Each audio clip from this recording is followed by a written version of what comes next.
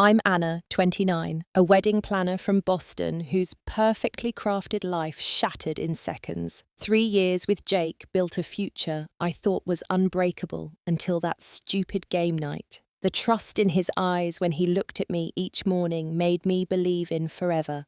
That night, during a game of truth or dare, everything I believed about love and loyalty shattered in an instant. Before I tell you how I dismantled their secret world, drop a comment telling me where you're watching from, and hit subscribe if betrayal stories make your blood boil too. I met Jake at a wedding I was planning 3 years ago. He wasn't a guest, but the best man to the groom who happened to be his college roommate.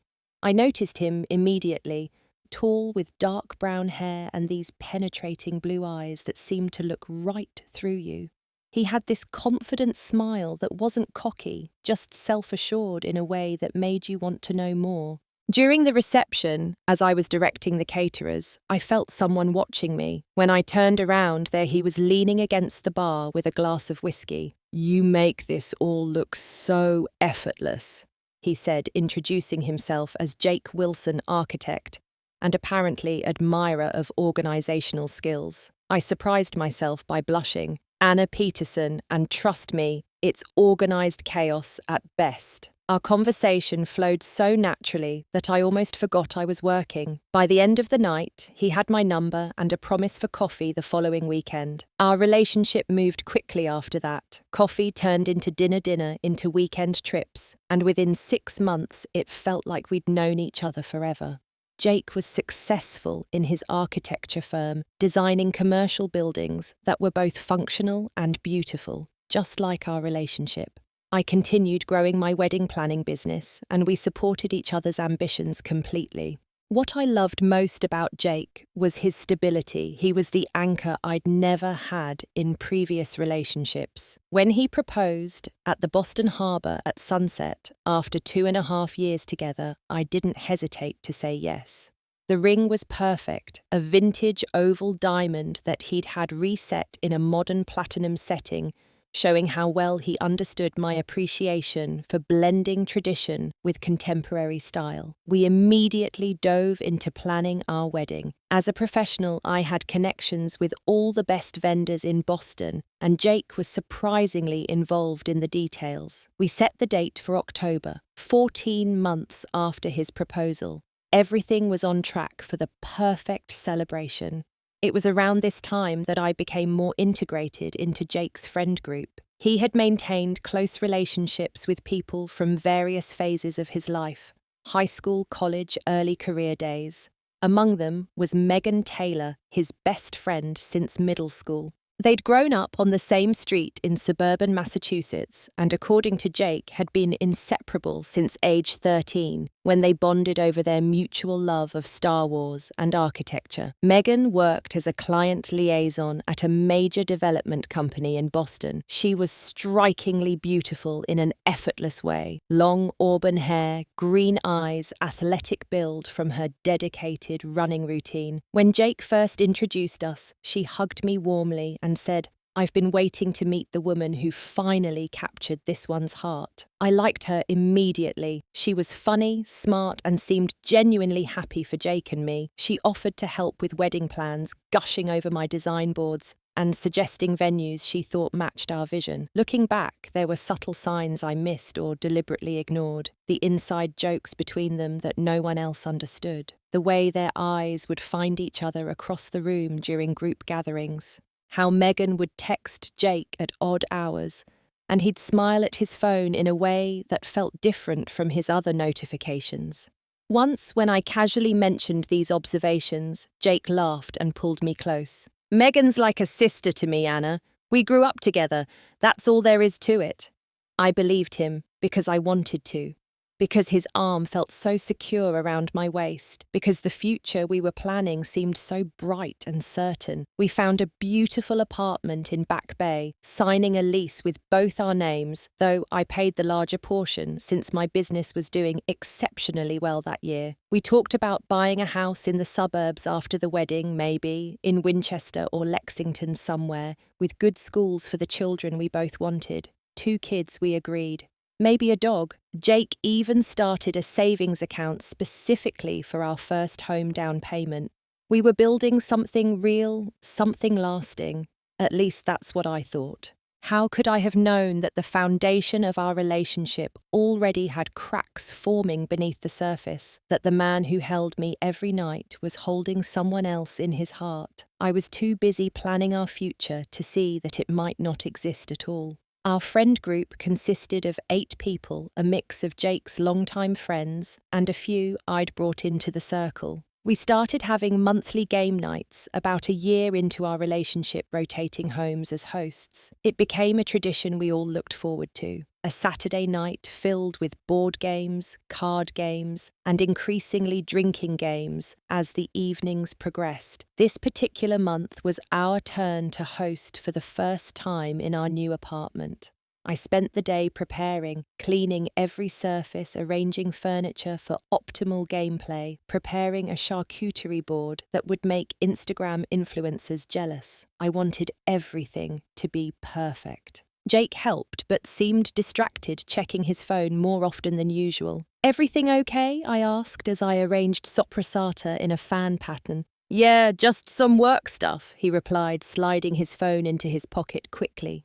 The evening started wonderfully. Everyone complimented our new place, the exposed brick walls, and the view of Commonwealth Avenue from our living room windows. I served my signature cocktail, a spicy ginger mule with fresh lime that everyone loved. That's when I first noticed something off about Megan. She arrived last, wearing a dress that seemed more appropriate for a club than a casual game night. Her perfume announced her presence before she even entered the room, and she made a beeline for Jake, hugging him longer than necessary. "This place is so you guys," she gushed, though her eyes scanned the apartment with what looked like assessment rather than admiration. Throughout the first few games, Settlers of Catan, and then Cards Against Humanity, I couldn't help but notice how Megan positioned herself next to Jake at every opportunity. When we moved from the dining table to the living room couch for a card game, she squeezed in beside him, despite there being other open seats. Her hand casually touched his arm when she laughed at his jokes. She leaned close to whisper comments about the games, creating little private moments between them. Jake didn't exactly pull away. He laughed a little too hard at her jokes, his body angled toward hers during conversations. Nothing overt, nothing I could definitively point to, but enough to create a knot in my stomach that grew tighter as the evening progressed. Our friend Sam noticed too. I caught his questioning glance when Megan playfully slapped Jake's thigh after a particularly competitive round of the game. He raised an eyebrow at me, but I just smiled and offered more snacks, unwilling to acknowledge what was happening right in front of everyone. Later that week, I tried to bring it up casually as Jake and I were getting ready for bed. "Megan seemed very friendly at game night," I said, carefully watching his reflection in the bathroom mirror. Jake paused while brushing his teeth. "What do you mean?" "Just that she was very tactile with you, all the touching sitting close." He rinsed and spat. "That's just how she is. She's physical with everyone. Not with Sam or Tyler or anyone else that night. Just you." Jake turned to face me, his expression hardening slightly. "You're being too sensitive, Anna. Megan and I have been friends forever. There's nothing there." "I didn't say there was," I replied, though that was exactly what I was implying. "I just noticed, that's all." He kissed my forehead dismissively. "You have nothing to worry about. Now come to bed." The subject was closed, but my concerns weren't. The next day, Megan texted me directly for the first time. "Had so much fun at your place. We should grab coffee sometime. I'd love to see those wedding flower samples you mentioned." It felt like she was overcompensating, trying to establish a friendship with me separately from Jake. I agreed, and we met at a cafe near my office later that week. She was all smiles and enthusiasm about the wedding offering to help with anything I needed. "Jake is like family to me," she said earnestly over her latte. "Which makes you family too now." I nodded, wondering if she realized how transparent she was being. I found myself studying her, trying to see what Jake might see, She was undeniably beautiful, with a carefree energy I sometimes envied. My own life was built on organisation and planning. Perhaps Jake was attracted to her spontaneity. The following week, while searching for a spare charger in Jake's desk drawer, I found an old photograph. Jake and Megan at what looked like a college party, his arm around her waist, both of them beaming at the camera. What caught my attention wasn't the pose, which was innocent enough, but the way they were looking at each other rather than the camera in the second picture beside it. There was an intimacy in that glance that made my heart sink. When Jake came home, I casually mentioned finding the photos while looking for the charger. "Oh yeah, that was from junior year," he said with a shrug. "Homecoming party." "You never mentioned you and Megan went to the same college," I said. "Didn't I?" "It wasn't planned. We both got into BU independently. It was cool having a friend already there." I nodded, not trusting myself to speak. Another piece of their history he'd conveniently omitted. That night, Jake's phone kept buzzing with notifications. He kept it face down, but I caught Megan's name on the screen when he briefly checked it. Later, when he went to shower, curiosity got the better of me. I glanced at his phone, seeing multiple texts from her, including one that read, "Can't stop thinking about last week. We need to talk." My hands trembled as I set the phone down. What had happened last week? What did they need to talk about? When Jake returned, I couldn't bring myself to ask. Instead, I pretended to be asleep, my mind racing with possibilities, none of them comforting. At work the next day, my assistant noticed my distraction. "Everything okay with the Richardson wedding plans?" she asked. "Yes, just personal stuff," I replied, trying to focus on the seating chart in front of me. "Jake troubles," she probed gently. I sighed. "No, I'm probably overthinking things." "Girl, you're lucky. That man is so devoted to you. My boyfriend could take lessons." I smiled weakly, wondering if she was right. Was I creating problems where none existed? Jake had chosen me. He had proposed to me. We were planning a life together. Surely these doubts were just pre-wedding jitters, the natural anxiety before committing forever. But the knot in my stomach refused to dissolve, growing tighter each time Jake's phone buzzed with Megan's name. The fateful game night fell on the first Saturday in August, exactly 4 months before our planned wedding date. Jake had been distant all week, claiming stress from a major project at work. But his phone continued to light up with Megan's messages. Each time he'd take the phone to another room to respond. The excuses were wearing thin. Still, I put on a brave face and prepared our apartment for guests. I made Jake's favourite spinach dip and bought his preferred craft beer. Maybe a fun evening with friends would snap us back to normal. Megan arrived precisely at 8, wearing high-waisted shorts that showcased her long legs and a cropped top that revealed her toned midriff. Her hair was freshly highlighted, her makeup flawless. She brought an expensive bottle of tequila. "For truth or dare," she announced with a wink that felt like a challenge. By 10 after dinner and several rounds of more innocent games, Sam suggested we switch to truth or dare. The alcohol had been flowing freely, and everyone was in that perfect state of lowered inhibition without being sloppy drunk. I was nursing just my second drink, having never been much of a drinker. Jake and Megan, however, had been matching each other shot for shot with the tequila. We pushed the coffee table aside and sat in a circle on our large area rug. I positioned myself next to Jake, with Megan, unfortunately, ending up across from us. The first few rounds were tame. Sam admitted his secret crush on a coworker. Tyler was dared to text his ex a compliment. Lisa had to do her best celebrity impression. The mood was light, everyone laughing and enjoying the childish game with adult twists. Then came the moment that changed everything. "Megan, truth or dare?" Tyler asked, wiggling his eyebrows suggestively. She tilted her head, considering. Her eyes flickered briefly to Jake before she answered. "Dare." Tyler grinned mischievously. "I dare you to sit on someone's lap for the next 3 rounds and whisper something naughty in their ear." The group whooped and hollered. My stomach clenched as I waited to see what would happen next. There were 3 other guys in the circle besides Jake: Tyler, who issued the dare, Sam, and Chris.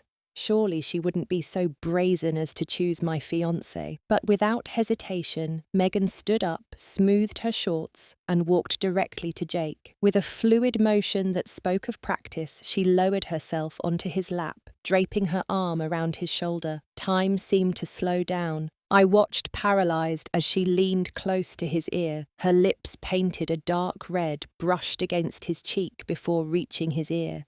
Loud enough for everyone to hear, she whispered, "Have you ever had feelings for me?" It wasn't what she said, but what happened next that shattered my world. Jake, my fiancé, the man I was supposed to marry in 4 months, didn't push her away. He didn't look uncomfortable. Instead, he smiled. Not an awkward what is happening smile, but a fond, intimate smile that I recognized all too well. It was the smile he gave me when I said something that touched him deeply. The room fell silent. Every eye turned to me, waiting for my reaction. I felt a rush of heat flood my face, my heart pounding so loudly I was sure everyone could hear it. A wave of nausea swept through me, but somehow I maintained my composure. "Well, that's direct," I said, my voice surprisingly steady. "Your turn to ask someone, Megan." She remained perched on Jake's lap, looking slightly disappointed that I hadn't caused a scene. Jake finally seemed to realize the inappropriateness of the situation and gently shifted, causing her to stand. "Just a game, right?" he said with a forced laugh that no one joined. The game continued, but the mood had shifted dramatically. An uncomfortable tension filled our living room. Megan continued to shoot glances at Jake, who was now studiously avoiding looking at either of us. Our friends began making excuses to leave within the next half hour. Sam gave me a sympathetic hug at the door. "Call me if you need anything," he whispered, throwing a disgusted look at Jake, who was helping Lisa find her missing earring under the sofa. After everyone left, Jake busied himself cleaning up, avoiding conversation. I mechanically helped collecting empty bottles and folding napkins, my mind replaying the moment on an excruciating loop. Finally, when the apartment was tidy, Jake approached me in the kitchen. "About earlier," he began, rubbing the back of his neck. "That was just Megan being Megan. You know how she gets when she drinks. It didn't mean anything." I stared at him, searching his face for the man I thought I knew. The dare was to sit on someone's lap. Any guy's lap. She chose you specifically. We're comfortable with each other. We've been friends forever. And the question she asked you about having feelings for her, Jake sighed. "That was inappropriate, I admit. But she was drunk. It was just to create drama for the game. And your smile," I asked, my voice finally betraying my pain. "The way you looked at her, that wasn't for the game." "Anna, you're overreacting. It was nothing. I love you. We're getting married in 4 months. I wanted desperately to believe him, to accept his explanation and move forward. But the image of that smile was burned into my brain, undeniable evidence of something I had suspected but never wanted to confirm. "I'm going to bed," I said, finally, unable to continue the conversation without breaking down. "We'll talk tomorrow when we're both sober." Jake reached for me, but I stepped away from his touch. I went through my nightly routine in a daze, washing my face, brushing my teeth, changing into pajamas. When Jake joined me in bed, he tried to cuddle close as he always did, but I turned away, facing the wall. Neither of us slept much that night. I stared at the shadows on the wall, listening to Jake's breathing, knowing he was awake too. Every time I closed my eyes, I saw Megan on his lap, his smile the look they exchanged. The weight of unspoken truths lay between us in the bed like a physical barrier. By morning, I knew what I needed to do. Dawn light filtered through our bedroom curtains as I finally gave up pretending to sleep. Jake's breathing had evened out around 5 a.m., but I had remained awake, replaying every interaction between him and Megan that I could remember, analysing them with new perspective. I slipped out of bed quietly and made coffee, the familiar routine providing small comfort as my world tilted on its axis. I sat at our kitchen island, hands wrapped around the warm mug, and waited. Jake emerged around 8, looking haggard. His hair stood up at odd angles and dark circles shadowed his eyes. He poured himself coffee without speaking, then finally turned to face me. "Anna, about last night. I need to know the truth." I interrupted, my voice calmer than I felt. "Not what you think I want to hear, not some edited version. The complete truth about you and Megan," he sighed heavily, leaning against the counter. "There's nothing to tell. We've been friends since we were kids." "Stop lying to me," I said, setting my mug down with a sharp click. "I saw how you looked at her. That wasn't friendship." Jake ran a hand through his already dishevelled hair. "You're making too much of this. Megan was drunk and being provocative. That's all. So there's never been anything between you, ever no feelings, no moments, nothing I should know about before we get married." His hesitation was all the confirmation I needed. "I think," I said carefully, "that you should take a shower and fully wake up. Then we're going to have this conversation properly." He nodded, seeming almost relieved at the delay, and headed to the bathroom. As soon as I heard the water running, I moved quickly to the nightstand where he'd left his phone. We knew each other's passcodes, something we'd established early as a sign of trust. The irony wasn't lost on me as I typed in his birthday. I opened his messaging app and found Megan's name at the top of his recent conversations. I took a deep breath and began scrolling upward, starting from the previous night. What I found shattered any lingering doubts. "Megan, last night was intense. Do you think she suspects Jake? She's upset about the dare but doesn't know anything else." "Megan, I can't keep doing this, Jake. Sneaking around. I meant what I asked you." "Jake, I know. It's complicated. I need time." "Megan, you've been saying that for months. Either you want to be with me or you don't." "Jake, you know I do, but there's so much at stake." I scrolled further back, my hands trembling. "Megan, today was perfect. I wish every day could be like that." "Jake, me too. Just a few more months and we'll figure everything out." "Megan, promise." "Jake, promise. What we have is real. Always has been." The messages continued, stretching back months, even before our engagement. Secret meetings during lunch breaks. Inside jokes. Declarations of feelings that went far beyond friendship. Plans made for times when I was travelling for work. Photos I could never unsee. I was so absorbed in my discovery that I didn't hear the shower turn off. Jake's voice startled me. "What are you doing with my phone?"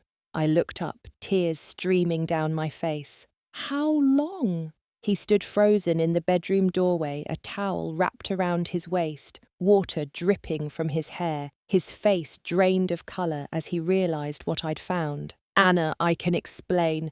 "How long, Jake?" I demanded, my voice rising. "How long have you been cheating on me with her?" "It's not what you think," he said, taking a step toward me. "It's not physical. We haven't." "Don't you dare," I cut him off. "Don't you dare try to minimise this. Emotional cheating is still cheating. You've been carrying on a relationship with her behind my back for months."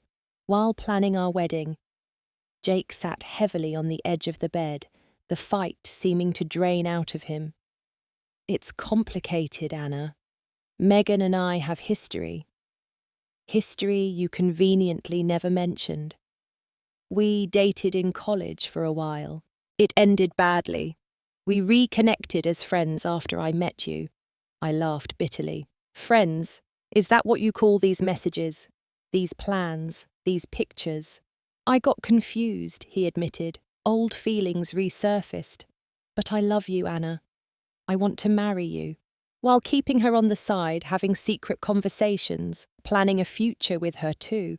"No, I was going to end it with her. I was trying to find the right time." I stood up, anger finally breaking through my shock. "The right time was before you proposed to me. The right time was the moment you felt something for her again. There is no right time to string two women along. Jake." I pulled my engagement ring off and threw it across the room. It hit the wall with a small ping and fell somewhere behind the dresser. Jake looked stricken. "Anna, please. We can work through this. I'll cut all contact with Megan. I'll change jobs if I have to. Please don't throw away everything we've built." "I didn't throw it away," I said, suddenly feeling very tired. "You did. Every time you messaged her, every time you lied to me, every time you smiled at her the way you smiled at her last night." "What can I do?" he asked, his voice breaking. "Tell me how to fix this." I took a deep breath. "You can leave. I need time to think without you here, trying to manage my reaction."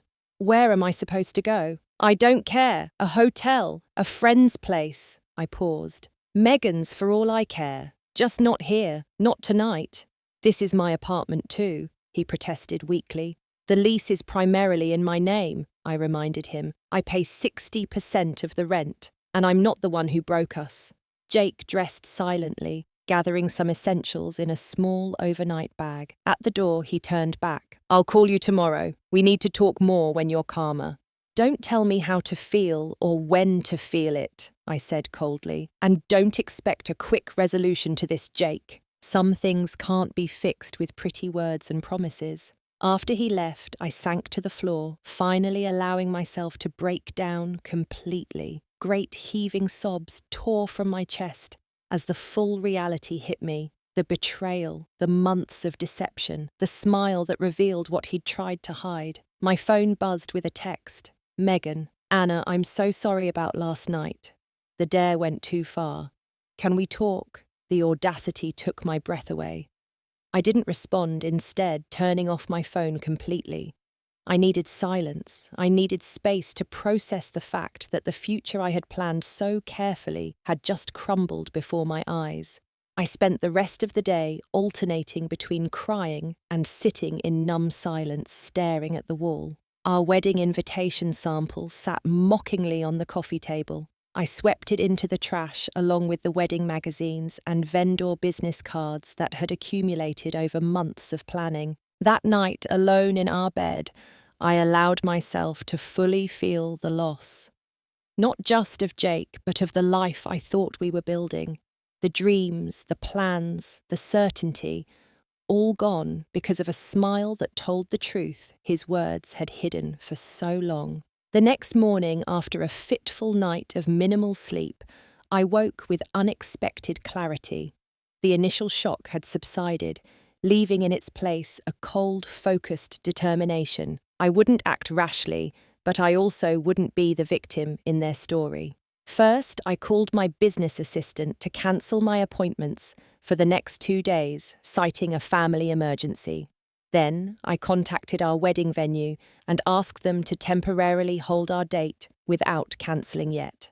I told them there was a family health issue that might require rescheduling. The caterer, photographer, and florist received similar calls. I wasn't ready to announce the cancellation publicly, but I needed time to figure out my next steps. Jake had called 7 times and left 3 voicemails, each more desperate than the last. Megan had texted twice more. I ignored them all, focusing instead on gathering information. I opened my laptop and began a systematic investigation. Starting with social media, I scrolled through months of posts, photos, check-ins. Patterns emerged. Jake and Megan both mysteriously busy on the same evenings when I had out-of-town clients. Photos where they stood slightly too close together at group events. Comments with inside jokes I now understood. I searched my email history and found a message from 6 months ago.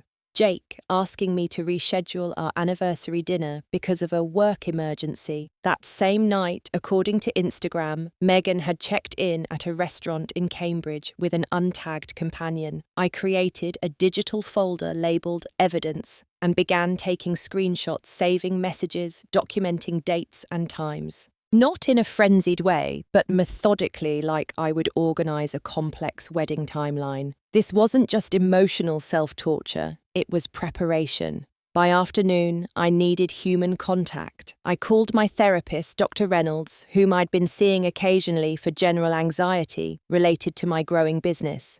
She managed to fit me in for an emergency session that afternoon. "This isn't just about Jake betraying me," I explained in her calm, neutral office. It's about my judgment being so completely wrong. I built a future on a relationship I thought was solid. How do I trust my own perceptions again? The failure of this relationship isn't a reflection on you, she said gently. You made decisions based on the information you had. Jake deliberately withheld crucial information and manipulated your reality. I keep thinking about the signs I missed, I admitted. They were there all along. Hindsight creates a false clarity, Dr. Reynolds said. Don't blame yourself for not seeing what was deliberately hidden from you. After the session, I called my parents. My mum answered, excited to hear from the busy bride-to-be. The moment I heard her voice, I broke down again. "Oh, honey, what's happened?" she asked, alarm clear in her voice. Through tears, I explained the situation. My father got on the line too, his typical stoicism breaking as he heard my pain. "Do you want us to come up there?" Mum asked. "We can be in Boston by tomorrow." "Not yet," I said. "I need some time to process this myself first, but thank you. You're coming home with us for Thanksgiving instead of going to his parents', that's for sure," Dad declared, his protective instincts flaring. The conversation with my parents strengthened me. I also called my best friend Zoe, who offered to come over immediately with ice cream and wine. "No thanks," I told her. "Not tonight, but I'll need you soon."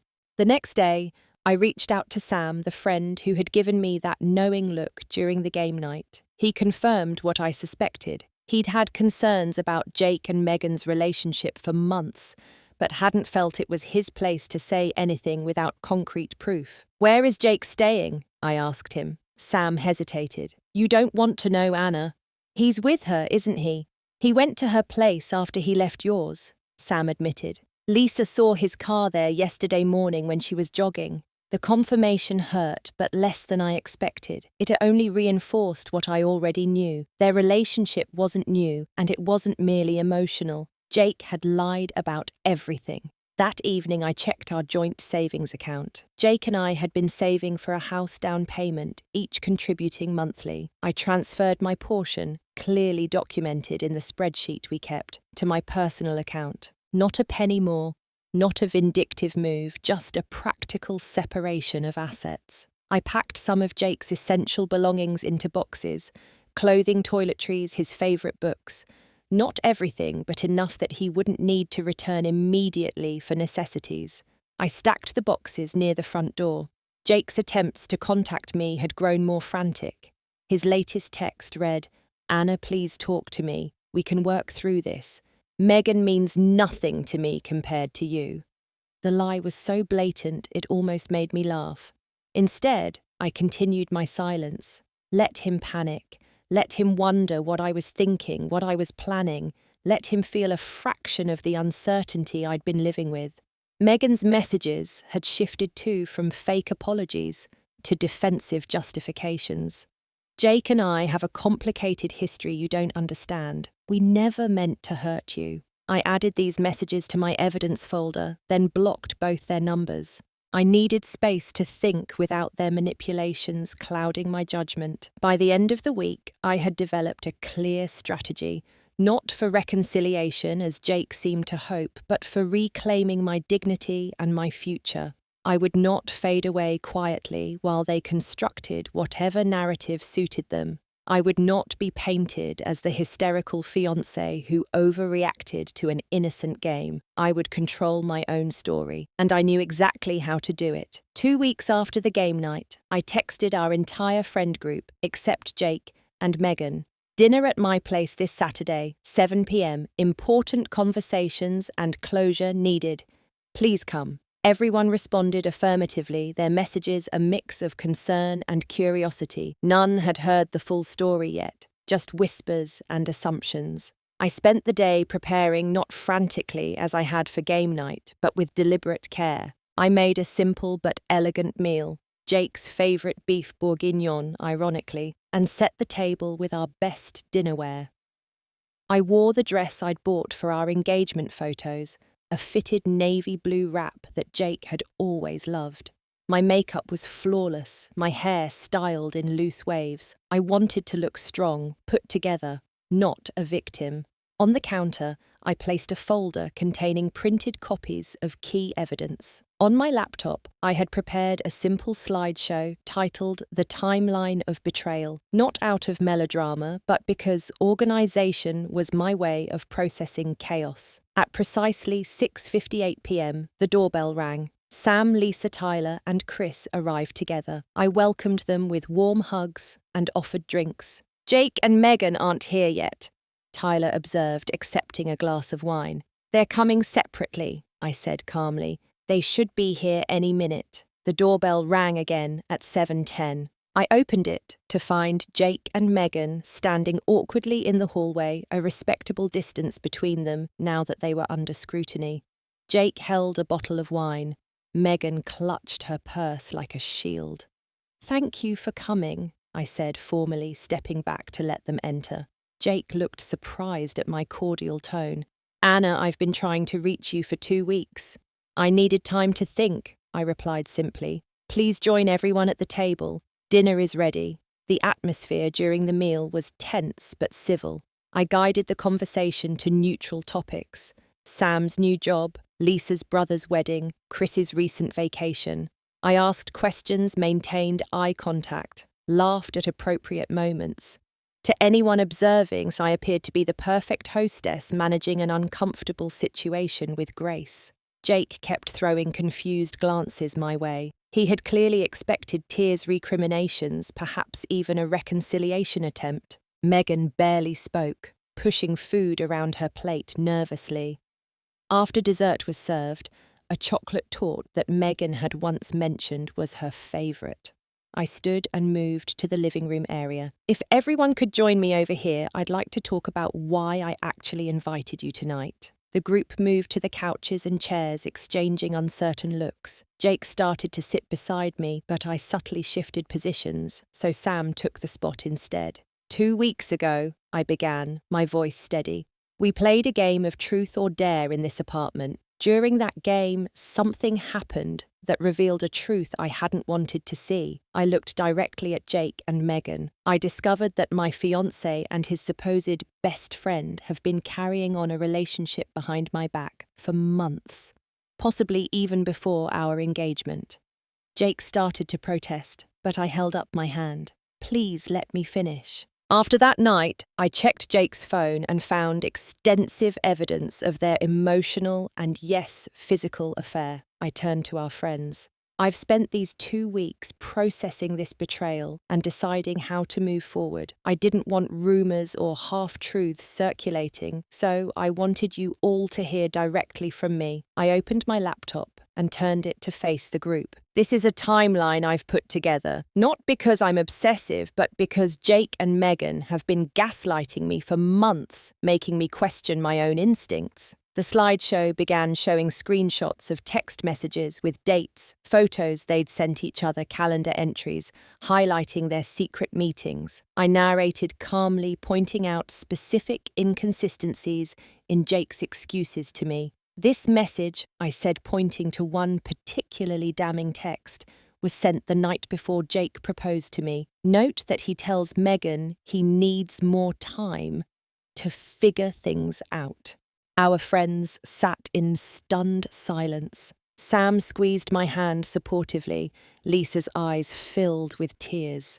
Tyler and Chris stared at Jake with undisguised disgust. Jake finally spoke. "Anna, this is unnecessary. We could have handled this privately."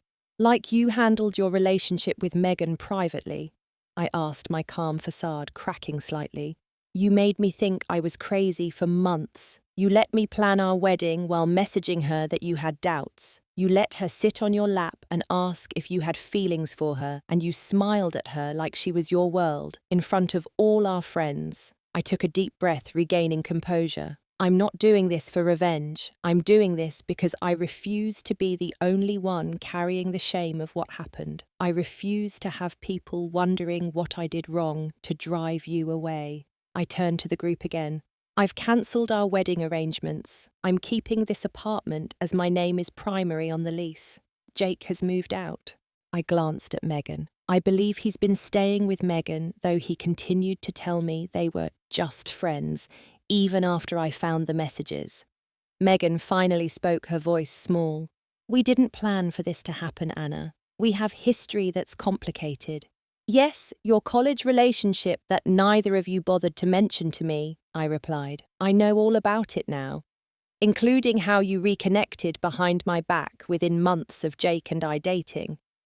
I stood up, closing my laptop. There's one more thing you should all know. Megan works as a client liaison at Berkshire Development Group. Jake's firm has a strict policy against relationships with client representatives due to conflict of interest concerns. I've forwarded evidence of their relationship to Jake's managing partner, as this represents a breach of professional ethics, as well as personal ones. Jake's face drained of colour. You did what, Anna, that could cost me my job. Actions have consequences, I said simply. You both chose to lie, to cheat, to betray not just me, but professional boundaries as well. I'm simply bringing truth to light. I turned to our friends. I don't expect anyone to choose sides, but I wanted you to know the full story. Jake's boxes are in the hallway. He can take them tonight. The room fell silent. Then Lisa stood and hugged me tightly. I'm so sorry, Anna. You deserve better than this. One by one, our friends expressed their support. Tyler helped Jake carry his boxes down to his car without meeting his ears. Megan left quickly, her carefully applied makeup streaked with tears. As the apartment emptied, Sam lingered. That was impressive, he said quietly. Are you really okay? I sighed, finally allowing my shoulders to drop. No, not yet, but I will be. After everyone left, I stood in my apartment, now truly mine alone, and felt a strange mixture of grief and relief. The confrontation had gone exactly as I'd planned. I had maintained control, presented the facts, and refused to be manipulated further. I had destroyed their comfortable deception and forced them to face the consequences of their actions. The pain wasn't gone, but it had transformed into something manageable. Something I could carry while rebuilding the future they had tried to steal from me. The weeks following what our friend group came to call the reckoning were difficult but healing. I threw myself into my work planning other couples' dream weddings while mourning the loss of my own. There was a certain poetic irony in helping brides choose flower arrangements and first dance songs when my own wedding file had been archived in a folder labelled Lessons Learned. The professional fallout for Jake was significant. His firm didn't fire him outright, but he was removed from the Berkshire Development account and placed on probation. Megan faced scrutiny at her company too, as maintaining professional boundaries with architects and contractors was a key part of her job description. They both attempted to contact me several times. Jake's messages evolved from angry, "I can't believe you would ruin my career," to pleading, "Please give me another chance," to resigned, "I understand why you did what you did." Megan sent a long email explaining their history, as if understanding the timeline of their deception would somehow make it more palatable. I read everything, but responded to nothing. Their words had lost all value to me.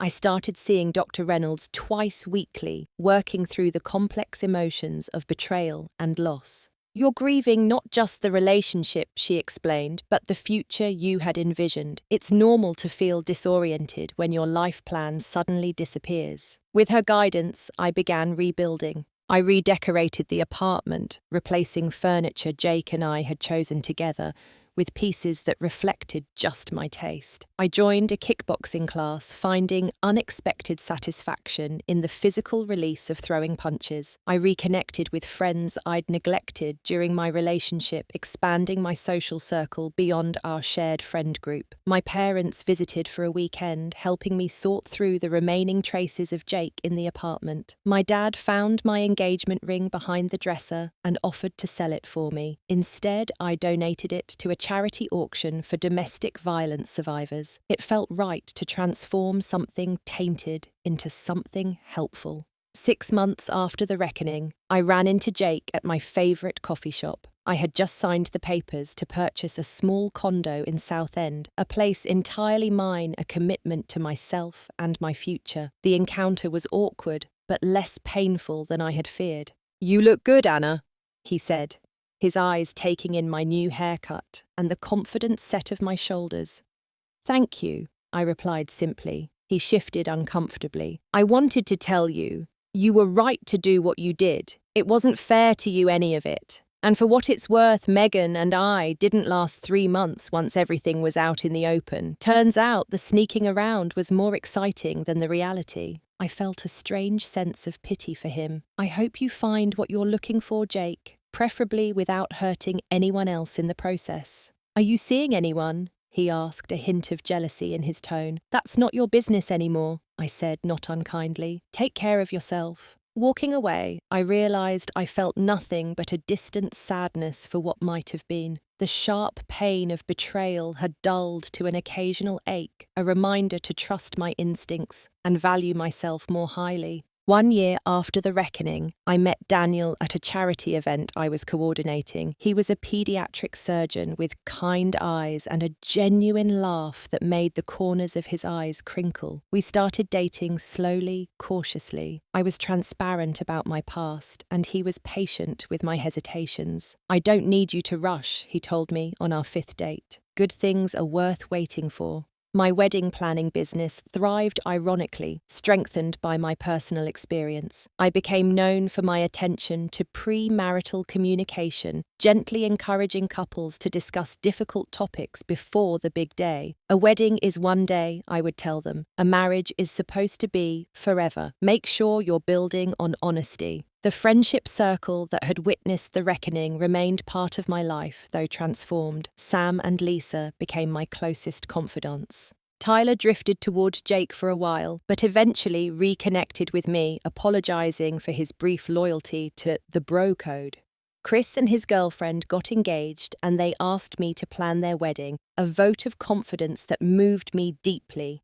As for Megan, I heard through mutual acquaintances that she had moved to Chicago for a fresh start. Jake remained in Boston but had switched firms, his career somewhat recovered, though permanently tarnished. They were footnotes now, not central characters in my story. Looking back, I realized that the night of that fateful truth or dare game wasn't the beginning of their betrayal. It was merely the moment when the truth became impossible to ignore. Their behavior that night didn't create the problem. It simply revealed what had been hidden beneath the surface all along. The smile Jake gave Megan as she sat on his lap had been painful to witness, but it was also a gift of clarity. Without that moment, I might have married a man who was in love with someone else. I might have built a life on a foundation of lies. Instead, I was given the opportunity to rebuild on truth, to create a future authentic to my values and desires. Some friends called my response to their betrayal harsh or even vengeful. But I don't see it that way. I simply refused to be the only one bearing the consequences of their choices. I refused to disappear quietly while they controlled the narrative. I chose to stand in my truth and let the chips fall where they may. The experience taught me that betrayal can break you open, but what grows from that breaking is up to you. You can become bitter and mistrustful, or you can use the pain as a catalyst for greater self-knowledge and stronger boundaries.